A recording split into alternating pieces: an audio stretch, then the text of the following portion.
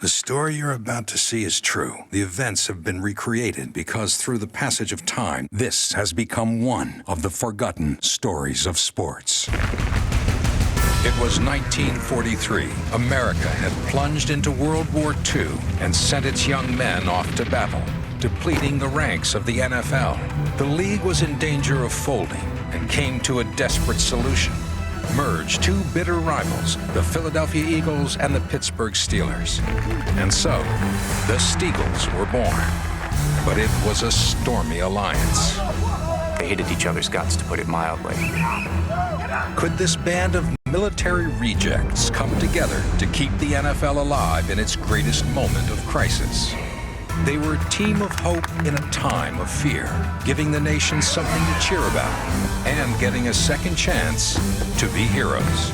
We didn't realize how much we were contributing to personal morale of the nation. Next on Amazing Sports Stories, the true story of the Steagles when rivals became teammates. The cries of battle echoed across two oceans as the Allies mounted their defense against invading German and Japanese forces. A call rose up for more men to aid the cause. Sons and brothers cast their eyes to foreign shores, left their homes and families, and prepared to fight. The effects were felt on the home front, and for one moment in all of its history, the National Football League found itself short a crucial resource: players. Remember, at the time, the NFL was more or less a minor league.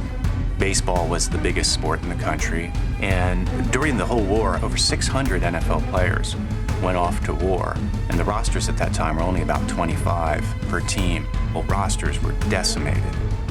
Most of the players went into the service. I mean, even the guys coming out of college, they had to go right in the service too. They were eligible age-wise and physically. By 1943, with America deeply entrenched in war, few remained to field the NFL's 10 teams. When the Cleveland Rams folded for that season, the owners felt obligated to keep the Sunday pastime alive for the fans who needed it now more than ever. Gentlemen, welcome. We appreciate all of you coming today. We are indeed at a pivotal moment for our league and for our country. Confronted with the possibility of a lost season, League Commissioner Elmer Layden called the NFL owners to a meeting in search of ideas to keep the league afloat. It was a seminal event in league history. No, that's not going to work. We're just going to have to try and get some of these guys in. There was more than a little contention about what to do.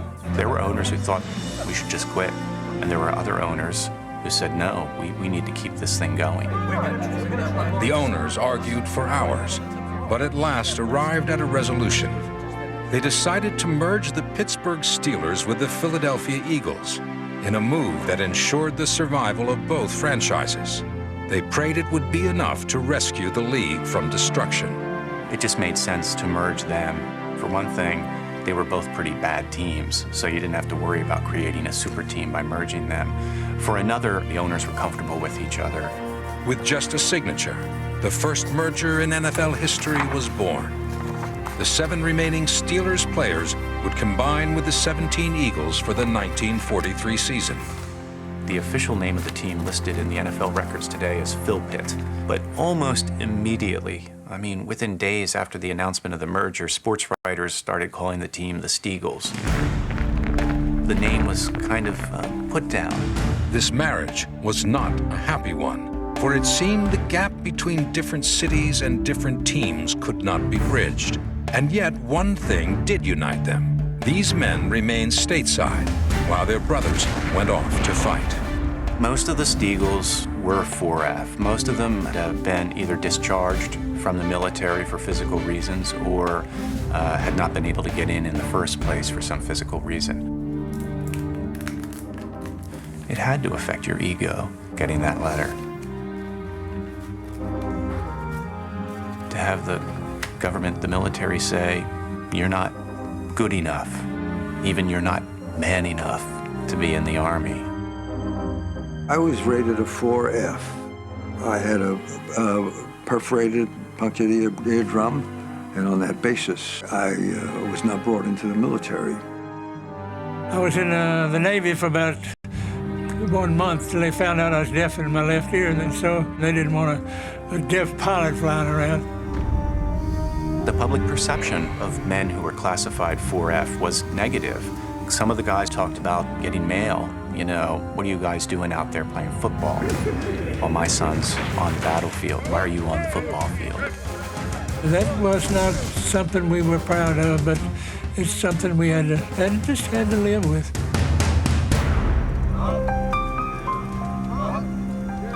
Perforated eardrums, flat feet, ulcers, partial blindness, ailments that prevented these disappointed players from serving their country, and which only added to their grim outlook. Both teams had been in the league for 10 years.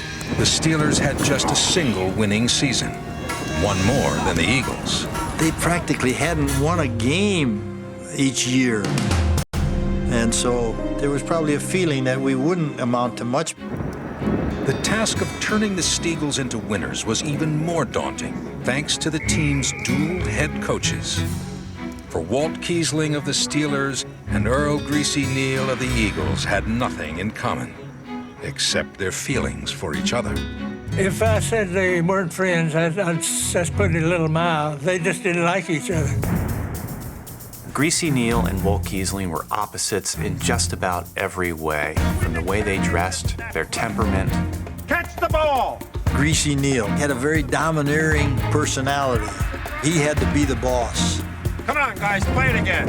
And boy, he was tough on his players. Come on! Catch that ball! Walter Kiesling, he was not used to somebody like Greasy Neal.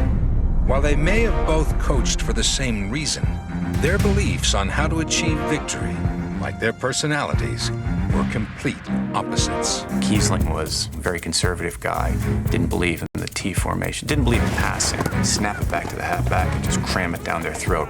Greasy Neal, T formation, pass the ball, surprise, speed. So he liked to put in lots of passing, a lot of trick plays, that sort of thing. Greasy, we're never gonna get anywhere on plays like that.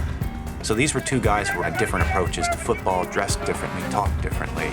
And so this made for a lot of tension. Catch that ball! The standoff between both coaches finally reached a boiling point one night in training camp. I start when I start. This team starts when I start. And this is my team. Don't you ever stop a practice of mine again. It was a difficult situation. Kiesling threatened to leave the team. He was going to take all the Steelers with him. So it was one of those cases where, does 1 + 1 = 2 here? Imagine trying to put two teams together now. It wasn't any different back then. They had been adversaries the year before, and now they were teammates. And when you looked at the track record of both franchises, there was not much hope for the Steagles. They were supposed to be the saviors of the league, but could hardly last a practice without throwing fists and hurling insults.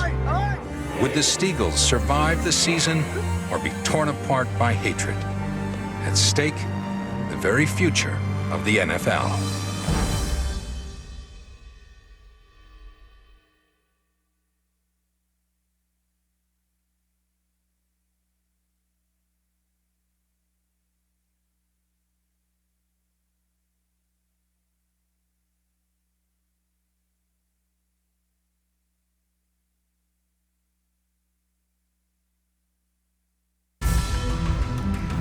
By 1943, the United States was at war and had shipped its young men off to battle. Short on players, desperate NFL owners merged two teams in order to save the league. The Steagles were born, composed of military cast-offs, rejected soldiers from the Eagles and the Steelers. You're no coach of my team. But this union was plagued by a stubborn rivalry. Two coaches whose hatred charged the team with tension. When training camp opened, the players were wary of each other. The team was based in Philadelphia, and it was heavily weighted with Philadelphia players. And I think the Steelers on the squad resented that. There were bound to be fireworks, and there were. I mean, especially in training camp. Get him! usually had to do something with who was the starter and who was the number 2 guy at a certain position. As an example, Vic Sears was an Eagle, and he played tackle. And when the merger occurred, there was a Steeler named Elby Schultz, who was also a tackle. And Vic Sears had been the starting tackle for the Eagles the year before. While they had the merger, Elby Schultz now became the starting tackle on the team. And there was a little antagonism there. There was some competition for different positions, and I think we just, by competition and scrimmages, we just didn't like each other. And though the practices were grueling, as men who were spared battle, they were expected to do much more. Each Steagles day began long before he reached the practice field. The Steagles players all worked full-time during the week, during the season, in defense jobs.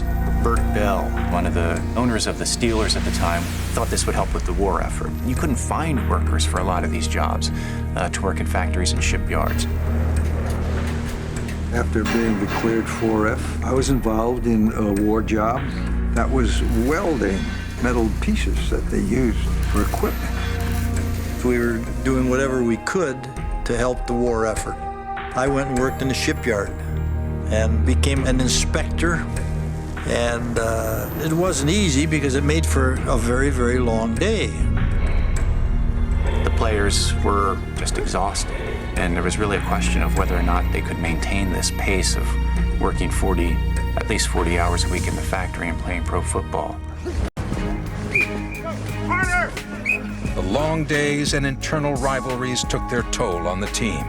And after the Steagles lost an exhibition game, it was clear that the public was right to doubt their prospects. We realized that we were in a position where we should be criticized. Well, we're not going very well. At times, there was a friction mentality, but there are guys out there overseas that are a lot greater problems, and that's something we all felt. When they weren't on the field, all of the players, friend and foe, resided in the Hotel Philadelphian. It was there where they realized they had more in common than they had previously thought. Greasy Neal insisted that the players live in the same hotel. Greasy believed that this had a positive effect on the team, and it probably did. It could have been their mutual 4F status and their employment at the factories, or just the power of time to wear down ill will. But at long last, the Steagles were becoming a team. The guys from both clubs, we all felt good. And I realized that you learn a lot about human nature when you're in something like that. It helped me. They got to know each other. They started hitting it off. They were friendly. And I think it was all in this together and trying to help each other out.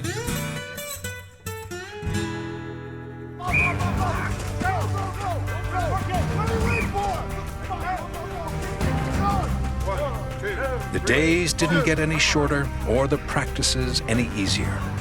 But as their grudges slowly melted, their commitment to the team grew. There certainly was a spirit of, you were thinking of your ball club, what you wanted to do and what you had to do. Even the feuding coaches did their part.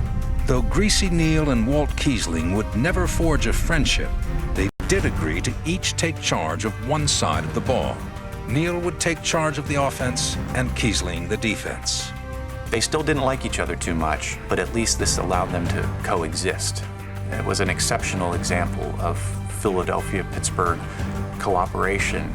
Come on, this time you gotta hold them. They became fond of each other. They were traveling together, living together, playing together. Just being together, that's what teamwork is all about. We realized, listen, we got to improve. We got to get together and play like a team.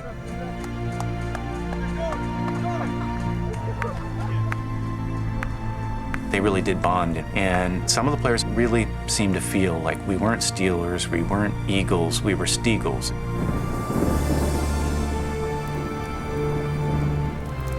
And we finally said, listen, if we're going to have to prove to these people that we can play football.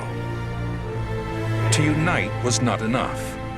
To complete their Cinderella story, the Steagles had to win against the best teams in the league. including the defending champions, the Washington Redskins. While their countrymen were at war, could the Steagles somehow become heroes of the home front?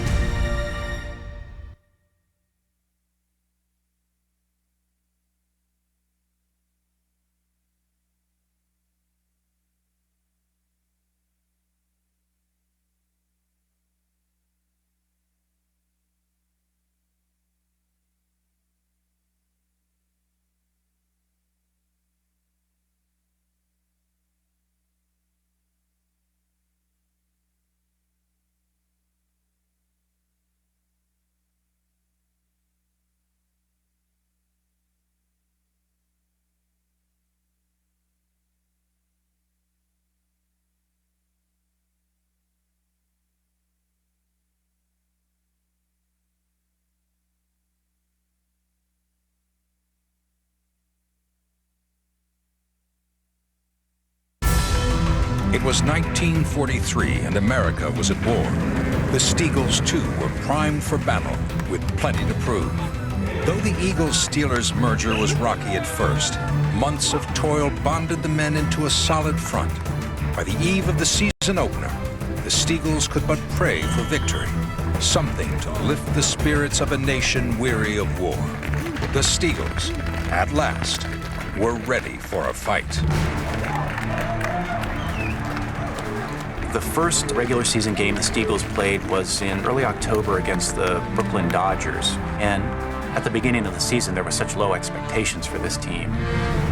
But as the Steagles won, and they won in such an impressive fashion, the carryover from a strong preseason finish was evident in a 17-0 victory.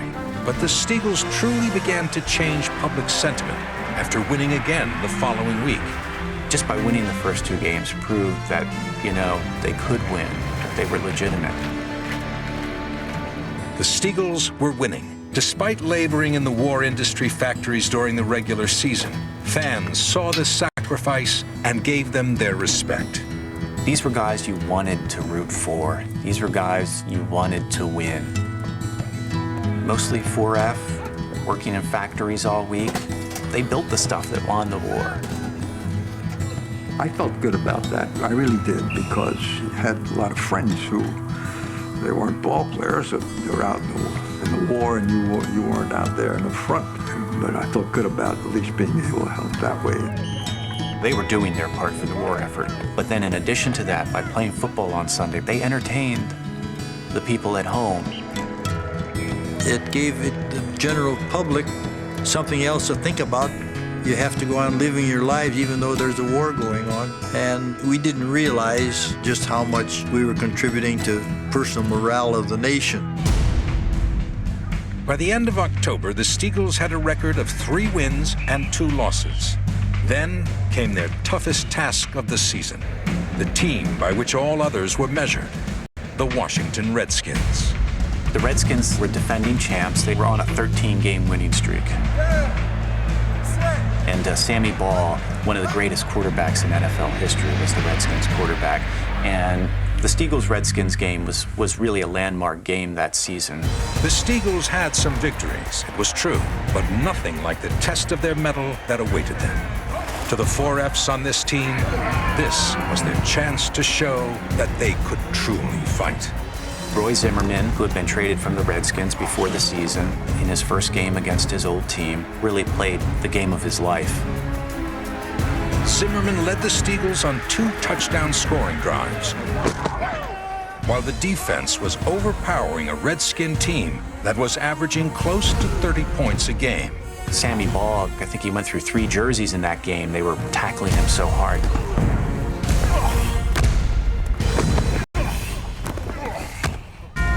The Steagles went blow for blow with the Redskins and found themselves deadlocked as the game's final minutes approached. It defied all odds. This group of military rejects who endured grueling schedules, feuding coaches, and internal hatred. Could these men possibly be on the cusp of ending Washington's season-and-a-half-long winning streak? The score was 14-14 late in the game. Sammy Ball is driving the Redskins down for what seems like an inevitable winning touchdown when Ray Graves makes an interception and seals the tie. It was as good as a win for us and a loss for the Redskins. And I got a $50 bonus for catching intercepting that pass. And believe me, that was one of the biggest things that we've ever enjoyed. The fact that the Steagles were able to hold the Redskins to a tie was just absolutely inconceivable. A haggard nation set aside their worries and rejoiced in the shocking upset. No longer the cast-offs of war, the Steagles had become what they dreamed of and prayed for, heroes of the home front. They achieved what no one thought was possible. A team of men unfit for battle, coached by warring leaders, had somehow beat the odds. They finished the season second in the East Division, with 5 wins, 4 losses, and 1 tie. They had a winning record. This was the first time the Eagles had ever had a winning record. It was only the second winning season in the history of the Pittsburgh franchise. And when you look at these two combined teams with a lot of tensions, 2 head coaches that didn't get along, players working in factories all week, when you look at all that, and then at the end of the season, they had a winning record, I mean, it's almost hard to believe. The following year, the Steagles disbanded. The Eagles had enough players to field their own team for the 1944 season, while the Steelers went on to merge with the Chicago Cardinals. Head coaches Greasy Neal and Walt Kiesling went their separate ways, but despite all of their differences, they ultimately came to share one honor. They are both enshrined in the Pro Football Hall of Fame. They and the group of men they coached in 1943 will forever be etched in history as heroes. Now looking back, more than 60 years later, the players themselves, this is one of those things in their careers that really stands out this season they played as Steagles. We did something right, and a lot of people are proud of what we did, and the Steagles will always be something special in football. At the heart of this story is a bunch of guys who did all they could to give people something to root for. And keeping this venue for entertainment alive during the war, that's pretty amazing. And I think it's definitely worth remembering.